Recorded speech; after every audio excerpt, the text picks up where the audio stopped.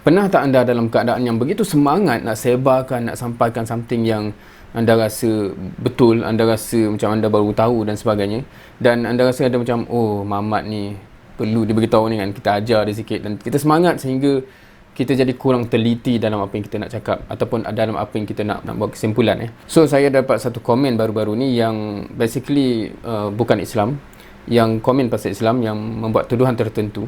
Tetapi saya perasan ada beberapa self-contradiction. Maknanya bila kat satu portion dia cakap something, lepas tu dia cakap something yang sebenarnya contradict.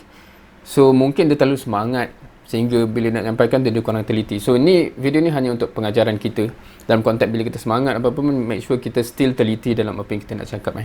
So komen dia ada panjang, so saya just petik-petik. Satunya dia buat tuduhan kat sini, sembah dan cium batu kononnya kiblat.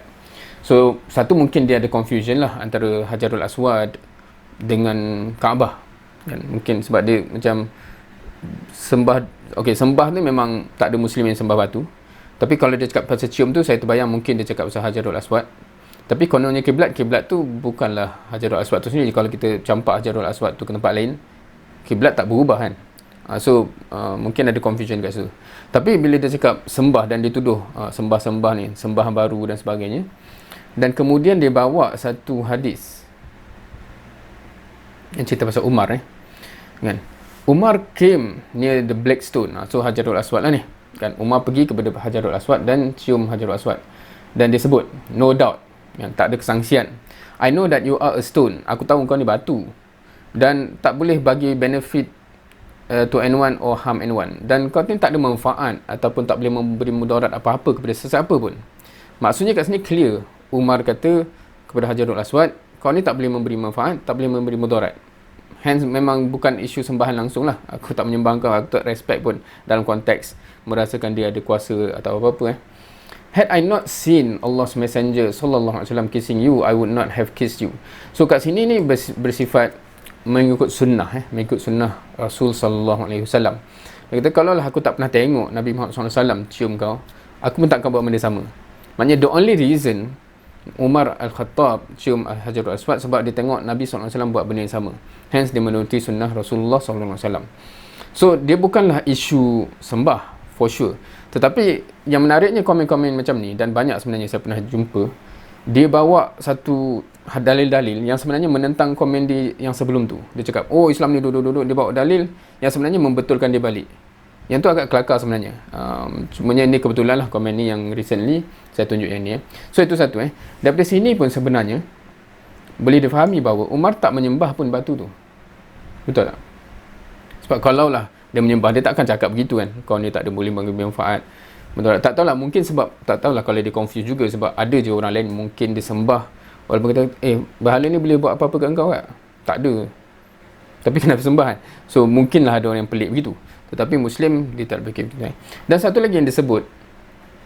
lagi yang disebut pasal Safa dan Marwah. Ni amalan sa'i daripada Safa ke Marwah. Dia pun kata dalam yang tu dia kata pagan. Yang ni pun dia kata ritual pagan. Safa dan Marwah tu ritual pagan kan. So itu tuduhan dia lah. Dia kata sa'i yang kita orang pergi haji buat sa'i tu antara Safa dan Marwah, itu pun amalan penyembah berhala. Kau ikut je, kau tahu tak? Itu tuduhan dia. Dan kemudian dia pun bawa lah dalil. So ini hadis ataupun dalil yang dia bawa daripada Aisyah dan sebagainya. So kita akan baca kemudian.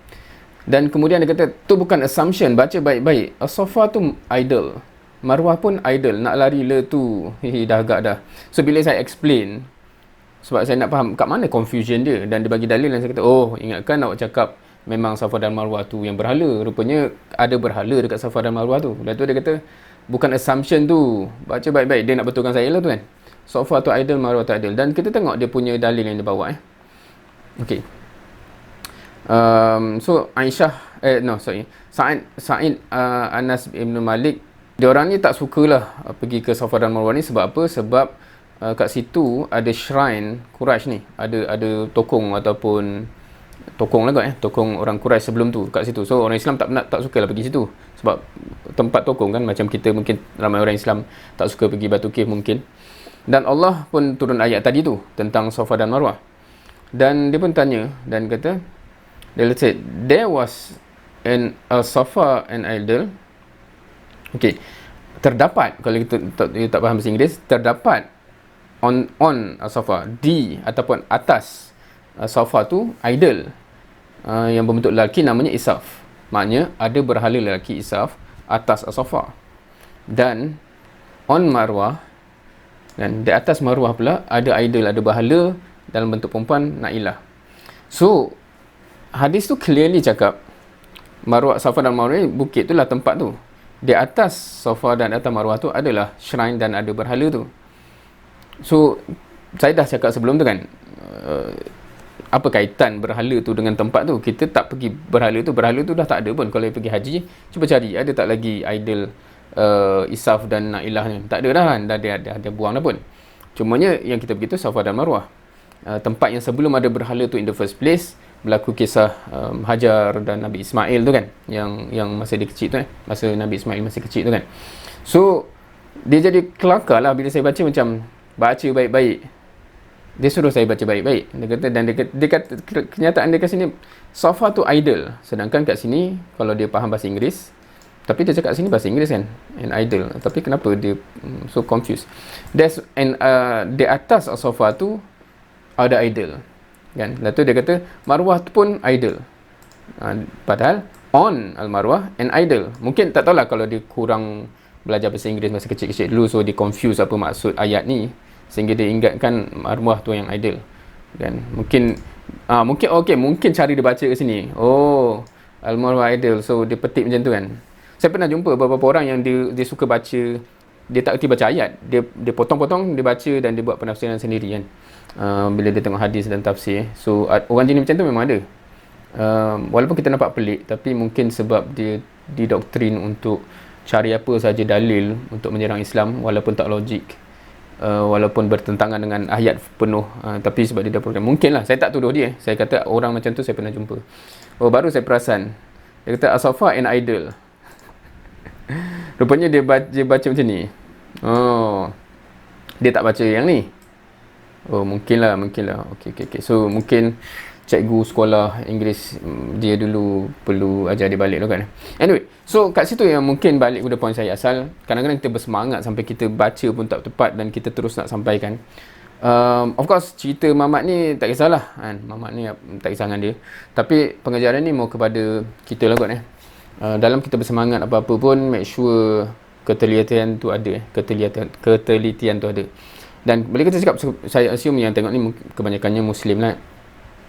Sebagai seorang Muslim, kadang-kadang kita semangat nak buat amal tapi kadang-kadang bila kita tak teliti, so tu yang dia cerita-cerita sandaran kita merepek dan apa-apa semua. So make sure kita ada disiplin dan ketelitian yang proper lah, supaya tidak kerana semangat kita yang melampau tu sehingga ketelitian kita yang tak ada tu menyebabkan kita sebenarnya tersasar daripada apa yang sebenarnya Nabi SAW ajar.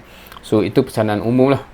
Wallahu a'lam. Semoga bagi yang tengok ni dalam bulan Ramadan ni, semoga terus mengejar ganjaran di bulan Ramadan dan Lailatul Qadar insya-Allah.